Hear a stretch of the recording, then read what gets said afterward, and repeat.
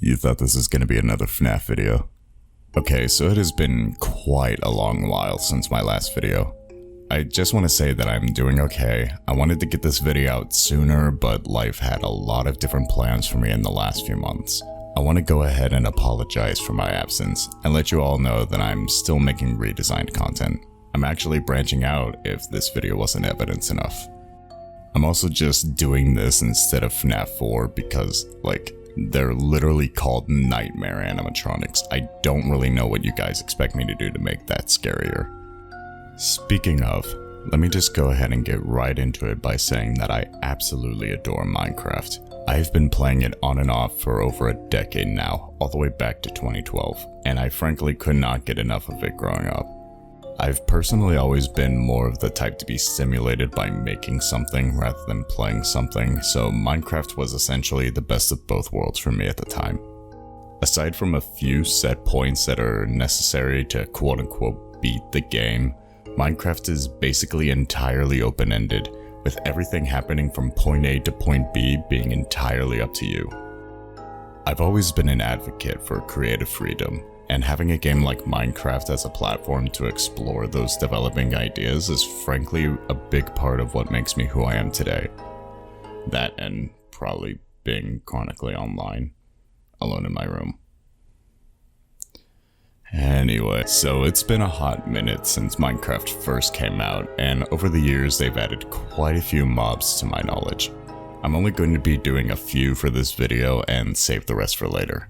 So let me just go see what's going on here.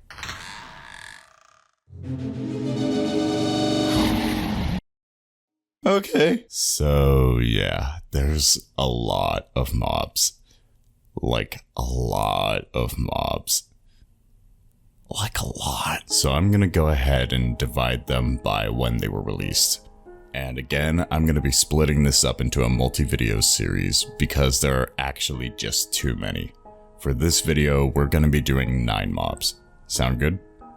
Before we get into it, I'm just gonna give myself a little rule of sorts. The redesigns can be as gritty with as much creative liberty as I want, so long as it's still blocky. It ain't Minecraft if it ain't blocky. Alright, I'm done procrastinating now. Let's get right into the endeavor, starting out with the classic zombie. Okay, to start off, I wanted to go with a similar painting style that I went with in the FNAF videos, but instead of getting into the nitty-gritty of all the details, I wanted to focus more on the broader, wider strokes and overall form. On top of that, with Minecraft being so simple in most of its designs, I took a lot more creative liberties with these mobs. For instance, the zombie is going to be a lot bloodier in my redesign than its original counterpart. I also wanted to give the zombie an open mouth, as it would stand to reason that its primary form of attack is biting you, much like the bite mark that's on its side where its ribs are showing. Aside from those design changes, I wanted to still keep it close to the original by using its color palette to what I think to be a greater potential. There isn't much else to say here though, so let's go ahead and move on to the next mob, the oft-hated skeleton. So, with the skeleton it was a lot trickier in terms of expanding upon the original design, but I thought the best approach would be to restructure the anatomy a bit to be a little more correct under the circumstances. I wanted the skeleton to actually have the radius and ulna in its arms, whilst having the tibia and fibula in its legs. I would say the most notable design change would probably be the addition of the eyeball in its socket. I assume the skeleton would either have picked it up somewhere or plucked it out of somebody after shooting them, using it to possibly help with its aim. I was debating on whether or not to make the skeleton bloody along with the zombie, but assuming that the skeleton would have had to decay to the point that all its flesh is gone, I would assume that it would also be mostly clean of blood. Unfortunately, there wasn't much else to do with this one, and there isn't much else to say, so I'm just gonna go ahead and move on to the next mob, everyone's favorite creeper.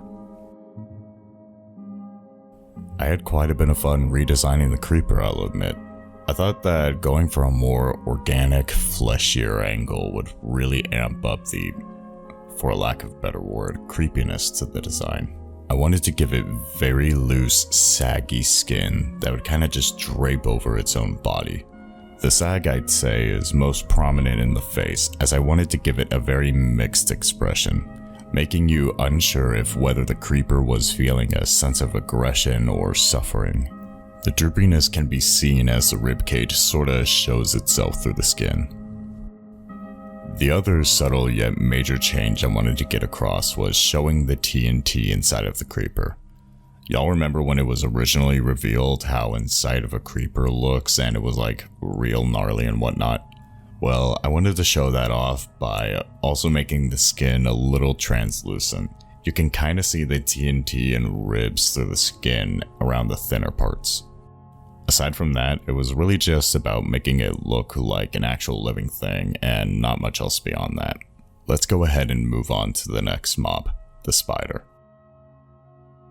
The spider was also a mob that I admittedly did not find a lot of inspiration in. Like, genuinely, the only thing I could really think to do that I would consider a design change would be the fact that I added joints to the legs. I guess I could also point out the fact that I gave it a more pronounced mouth with fangs, electing to go so far as to add drool. Other than that, I unfortunately really can't say I did much to make the spider that much creepier. Just kinda making it look a little more lifelike whilst keeping that blocky form. The nice thing is, however, in my opinion, for every design that this game has that you can't really do much with, it easily has a handful of other mobs that you can get your mind racing with their ideas. So, in the end, I wouldn't really say that I did a bad job necessarily, just that this design is a lot more basic and restrictive than others. With that, let's just go ahead and get to the next mob, the enigmatic Enderman. I think I had the most fun redesigning the Enderman out of all of these. Something about a humanoid that I can take a lot of creative liberties with really just appeals to me, so I decided to run the full mile with this one. The biggest and most notable design change I would like to point out is changing the figure into something more emaciated and malnourished looking. I really wanted the Enderman to look more alive and fleshy, looking more like an alien than something that would naturally appear in this world. I decided to go about it by giving it almost human anatomy, yet making some key differences such as the ribcage and abdomen, so that it would really feel like something otherworldly. Another notable change I'd like to call out is giving more depth and detail to the mouth. I always thought it was creepy and cool how the Enderman would essentially unhinge its jaw as it got agitated. So I wanted to accentuate that by giving it some form of bioluminescence.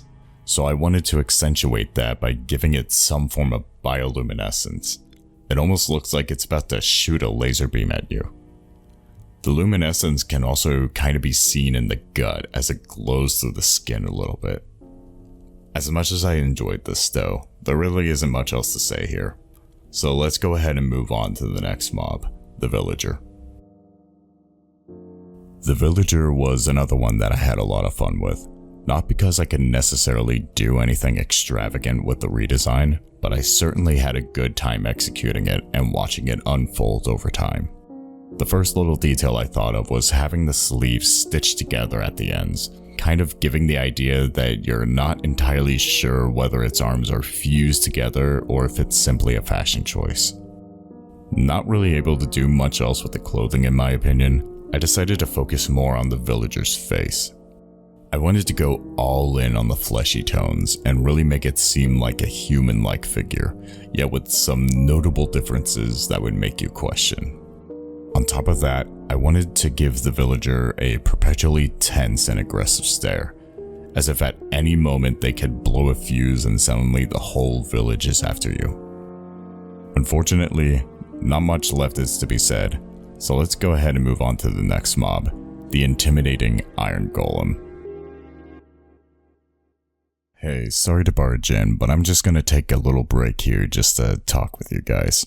If you're not really interested in what I have to say, you can go ahead and skip to this timestamp to get back to the paintings. I don't even really know how to go about this because, This isn't a ploy to get you guys to watch anything else, nor is it a plug to anything else I may have. I just kinda wanted to talk. Specifically, I wanted to explain to all of you why I'm even doing this in the first place. I like making things. I know that isn't really a novel concept to anybody. I believe we all enjoy the creative process in some way or another. But my thing is, I like to create more than I like doing literally anything else in my life. I've been drawing ever since I could pick up a pencil as a baby. I've been creating songs ever since I was about 4. I legitimately don't even play video games that much, as I feel that it would distract me from working on yet another project. So then, why do I barely upload anything? Why the long pauses between each video? Well, one of the leading factors I'd say is mental health. For one, I have crippling anxiety. It constantly plagues my day-to-day routines. It has taken me my whole entire life just to get to a point where I can have normal conversations with people. And when it comes to art, I'm really just scared of putting myself out there for a multitude of reasons. On top of anxiety, I have severe depression that comes in waves, where I'll have periods of feeling fine and being able to work without much issue, followed by weeks or even months of feeling utterly unmotivated to do anything with myself. It even gets to a point where my body sometimes just forgets to breathe, simply because I get so in my own head. There's also just a whole laundry list of other ailments that, and I mean this in the nicest way possible, are none of your damn business. But in these low ruts, I found that at the end of it all, when you take absolutely everything away from me, I'm still a creator at heart, and I like to put my ideas out there into the world. I decided to do the redesign videos specifically because I've always liked taking something and putting it under a new light, so I figured why not just make a series out of it. I thought that taking designs from properties I enjoy and giving them my own twists would be pretty cool. Plus, it gives me a chance to show people how I view these things sometimes. I thought, if I start out with these redesign videos, maybe I could eventually try branching out into more and more ideas that I've always wanted to delve into. And I guess the reason I'm even telling any of you this to begin with was to show that I really do appreciate you guys coming back again and again to see what I have to offer. To those who are just joining and this is your first time here, first of all, hi, how are ya? I wanted to say I appreciate you taking the time out of your day to listen to me ramble on about my own stuff. I'm really not good at opening up to others, and I'm certainly not good at opening up on a public platform. But you guys at least make it worth it to try. Alright, I think I'm done though. Thanks for hearing me out and sorry for taking up your time. Let's move back to the paintings now. Okay, so after the villager, I took a hiatus from everything as I was moving into a new place and needed to get myself situated. As I was trying to recollect my bearings, I also just notably had trouble when it came to redesigning the Golem specifically. Must have just been too much on my plate at the time. Regardless, I think I came to a design that I was happy with. I wanted to give more variety to its palette by throwing in some copper and silver. I know that copper wasn't added until later on, but I still think that a mechanical golem would have some copper parts on it, as copper is a good conductor. I also wanted to give the idea that the golem may in fact not be all mechanical. I decided to add a heart behind a glass pane to really make it seem like the insides are both machinery and biological. Most of the other design changes, I say, would be making the body seem more human, giving it proper joints on the limbs, and having the illusion of ribs and abs. I guess it would also be possible to use said parts as actual points of articulation, allowing the golem to even twist its torso from side to side. Aside from that, there really isn't much else to say other than some minor proportion changes, so let's just go ahead and move on to the next mob, the slime. So, after I got through the frustration that was the iron golem, I decided to turn around and have a blast redesigning the slime. While yes, it's very easy to redesign what is essentially a glorified sentient cube, I decided to really go all in on the sentient part of it. I wanted to give the slime actual insides that would imply that it can think and feed. I think looking back on it, I probably should have put more vital organs inside it that would play essential roles to its survival, but I think something as simple as a slime would really only concern itself with finding the next meal to eat and possibly avoiding any predators or threats. Moving away from the design and going into the process itself, I did give myself some time to think about how I'd go about designing the slime around the organs. I wanted to really give off the vibe that this thing is a form of gelatin, almost like something you would find hiding in your fridge next to the pudding. I decided that doing all of the sides on different layers would be the best approach, as it would give the illusion of light bouncing off the walls on the inside of its mass. Overall, as simple as this one was, I had a lot of fun redesigning the slime. Not much else to say though, so let's move on to our final mob for the day. The wolf. The wolf was admittedly a little trickier than I thought it would be. I even went ahead and redid the sketch a little before going ahead and painting it. It wasn't even that redesigning it was necessarily hard or anything, I just wanted to get it down just right with the pose and the sense of aggression. I thought the first step to take to help with that would be to bulk up the wolf a bit and basically give it a wider stance. The next notable change I'd point out is redesigning the eyes to have more of an intensity to them, really having the irises seem more focused but also glazed over, like it's blinded by rage. Overall, I'd say I had quite a bit of fun redesigning all of these. Aside from the usual stresses and frustrations that come with trying to get a project out as soon as possible, yet making sure it comes out just right, I personally just knew that I would enjoy it all nonetheless. Minecraft really is one of those games that simply holds a special place in my heart. I played that game a countless amount of times through most of my highs and lows as I grew up through childhood and adolescence. Whenever I'd have an idea that was simply too big to put on paper, but I didn't have the resources or skills to really do it, I'd go to Minecraft to make a version of it that at least I'd enjoy and have a lot of fun doing it. And like that, we are done for the day. I gotta tell ya, I feel... I'll be honest, I'm kinda in a weird place right now.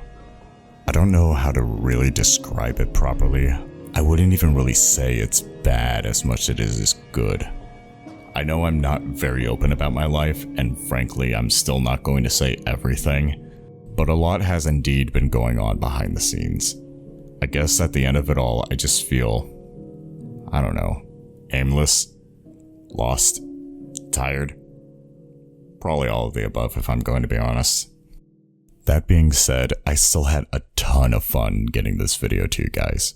Whenever I go through my day and its stresses, I at least tell myself that I can work on my art at the end of the day, and you guys give me that opportunity to make it worth it. So I just want to say plainly, thanks so much. I really do appreciate you. However, I do want to say that I have another idea in mind. Since you've made it all the way to the end, I want you to go ahead and leave a comment for me. You see, I'm going to do something called Monster of the Month, a monthly poll that will be held in the comments of those videos where you guys will suggest a classical horror monster, an internet urban legend, or anything in between. The top voted comments will be chosen to be redesigned at the end of every month. So, if you would, why don't you go ahead and suggest a monster to be redesigned in the comments below here. If all goes well, the video should be up for that by the end of May. But yeah, I should probably get going now before I start rambling on again. Thanks for watching this to the end. I'll see y'all in the next one. Peace out.